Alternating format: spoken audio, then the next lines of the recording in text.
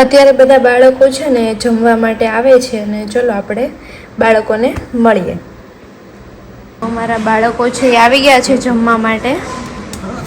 બરાબર છે, ચલો આવે એટલે મળીએ પછી.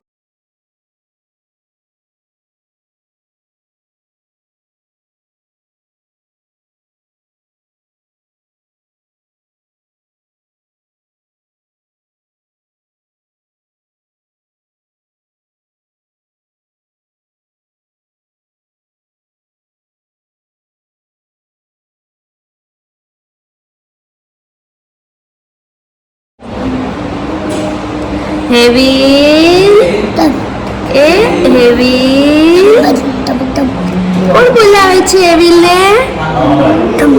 હેવી કોને ખાવાનું છે? જમવાનું કોને છે? હેવીને. હેવી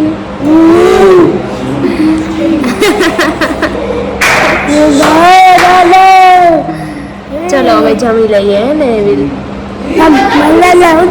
ચલો હેવિલ ને જમાડી લો. ચલો ચલો આવી ગયા બધા બાળકો? બાકી છે, વેઇટ કરીએ આપણે થોડો. જો કોણ બોલાવે છે? જો બોલાવે, જા બોલાવે. કોણ? હા કાનો તો ડાયો છે નહીં? કાનો ડાયો છે, બધાય ડાયા છે. ચલો બાળકો. હા મમ્મી. હેવિલ બેસી ગયો છે હવે નીચે અને હવે અમે શ્લોક બોલાવીએ છીએ. ચલો બાળકો શ્લોક બોલો.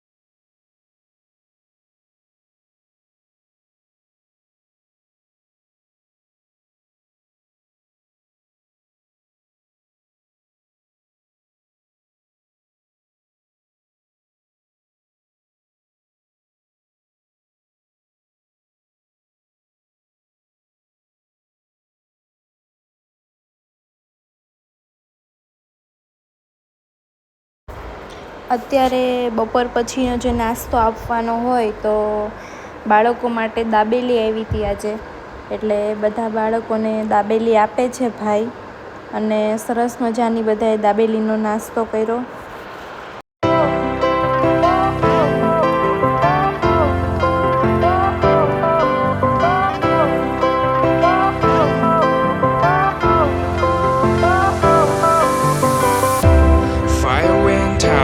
Lights went down when you feel lost in your shadow. Don't feel alone, don't scream so loud. We are living in this cruel world.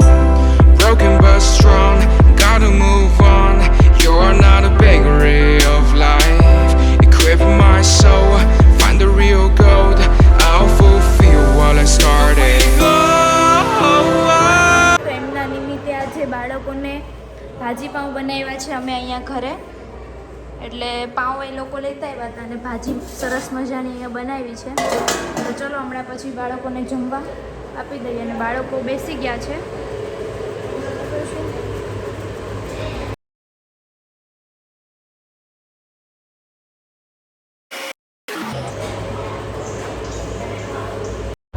તો અહીં બાળકોને ભાજી પીરસાઈ છે, પાઉં છે, પાપડ છે, છાશ છે અને સલાડ છે. તો એ અમારા બાળકો ચાવી નથી શકતા, એટલે આખા ભાંગું ચાવે છે તો પછી પ્રોબ્લેમ થાય છે, એટલે સલાડ બાળકો પૂરતું નથી, બાકી મહેમાનો પૂરતું સલાડ છે.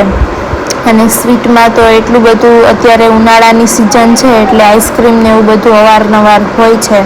શેરડીનો રસ હોય છે, ચીકુનું જ્યુસ હોય છે. એટલે આ વખતે ગુલાબજાંબુની પછી ના પાડી હતી. એટલે ખાલી પાઉંભાજી ને પાપડ ને છાશ ને એવી રીતના સરસ મજાનું ભોજન છે. એ જન્મદિવસ નિમિત્તે આજે આ બાળકો છે, અમારા મનોદિવ્યાંગ બાળકોને પ્રસાદી આપવામાં આવી છે.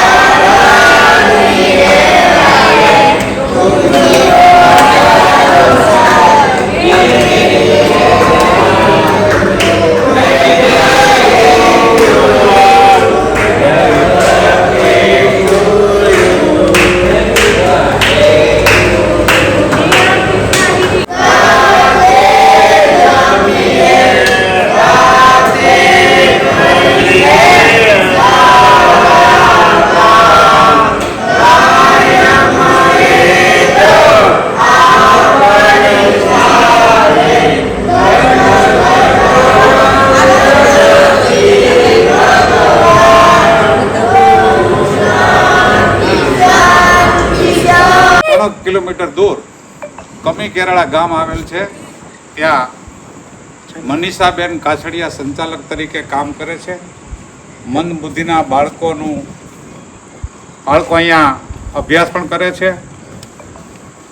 સફાઈ માટે પણ આપણે જોયું તો અમારે અનુભવ પ્રમાણે સફાઈ પણ ખૂબ સારી છે. જન કલ્યાણ ટ્રસ્ટ દ્વારા કાર્ય કરવામાં આવે છે અને આ કાર્ય માટે અમે અહીંયા મુલાકાત માટે આવ્યા છીએ. અમને બહુ સારું લાગ્યું. ખરેખર બેનની કામગીરી પણ સારી છે અને બેન તો ઠીક પણ પરિવાર સાથે એમના દીકરા દીકરી એ પણ સારું કાર્ય કરે છે અને સાહેબ પણ એમના એટલે કે બેનશ્રીના પતિશ્રી પણ એ બહાર છે, એ પણ એના માર્ગદર્શન નીચે આ સંસ્થાની અંદર મંદબુદ્ધિના બાળકો એમાં પણ ઘણું પરિવર્તન અત્યારે અમને જોવા મળ્યું છે. ઘણા બાળકો એવા છે કે અહીંયા સંસ્થામાં દાખલ થયા પછી શરૂઆતમાં તો આપણને એમ થાય કે આ કેમ સચવાશે, શું થશે, પણ અત્યારે જોતા એમ લાગે છે કે આ બાળકોમાં ઘણું બધું પરિવર્તન આવ્યું છે. એ માટે ખરેખર આ કુદરત આવા બાળકોને આપણને જ્યારે આપણે જોઈએ ત્યારે આપણને ખબર પડે કે કુદરત ક્યારે આ બાળકો આપણને ખરેખર આપણે આ ધન્યવાદને પાત્ર છે બેન કે આટલું એ સાચવી અને આ બાળકોને વ્યવસ્થિત કરે છે અને બાળકોને એમાં પરિવર્તન લાવે છે. એ ખરેખર ખૂબ અઘરું કામ છે, છતાં અઘરું કામને સહેલું કરી અને આ કામગીરી કરે છે. આ સંસ્થાને આપણે ખૂબ ખૂબ જેટલો આપણે આભાર માનીએ એટલો ઓછો છે. તમે પણ અમારી જેમ અમે પણ એક શિક્ષક છીએ. અમે બધા નોકરિયાત છીએ, બધા શિક્ષક અને બહેનો નોકરી કરે છે. પ્રાથમિક શાળામાં કોઈ છે, કોઈ હાઈસ્કૂલમાં છે, કોઈ હાઈસ્કૂલમાં પ્રિન્સિપાલ છે. અમે પણ એમને થયું કે આજે અમારા શ્રી સુતરિયા સાહેબ છે એ અમારા સોસાયટીના અમારા બધા અમે મેમ્બરો છીએ અને અમારા સુતરિયા સાહેબને એમ થયું કે એમની જે દીકરી છે ગોપીબેન અમદાવાદ, એમની કાવ્યનો આજે જન્મદિવસ છે. એ જન્મદિવસ નિમિત્તે આજે એમને એમ થયું કે ચાલો આપણે આ બાળકોને ખરેખર ફૂલ નહીં તો ફૂલની પાખડી એટલે કે અમે અહીંયા જમાડવા માટે આવ્યા છીએ. તો સાવરકુંડલાથી અમે લોકો આવ્યા છીએ. ગ્રીન રેસિડેન્સીમાં શિવાજીનગરમાં રહીએ છીએ.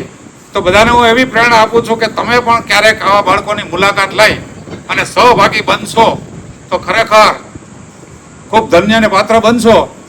જય હિન્દ, જય ભારત. Thank you sir.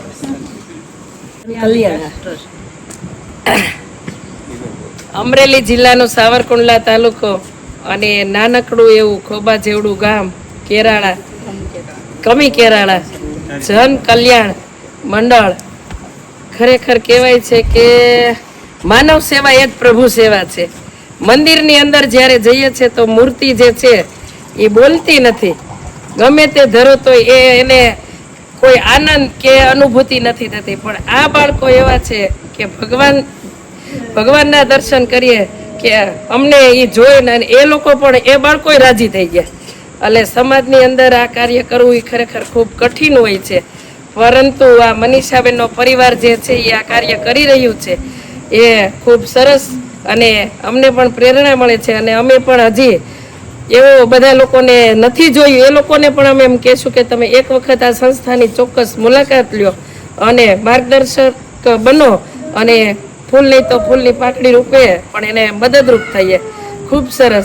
અને સુતરિયા સાહેબનો પણ ખૂબ ખૂબ આ તકે આભાર કે એમની દીકરી ગોપીબેન ભલે હાલ અમદાવાદ છે છતાં તેના તીર્થાના જન્મદિવસ નિમિત્તે એમને એવો વિચાર આવ્યો કે મારે કેક નથી લેવી, મારે એવી રીતે જન્મદિવસ નથી ઉજવવો, પણ મારે આવા જે બાળકો છે એમની વચ્ચે ઉજવવો છે.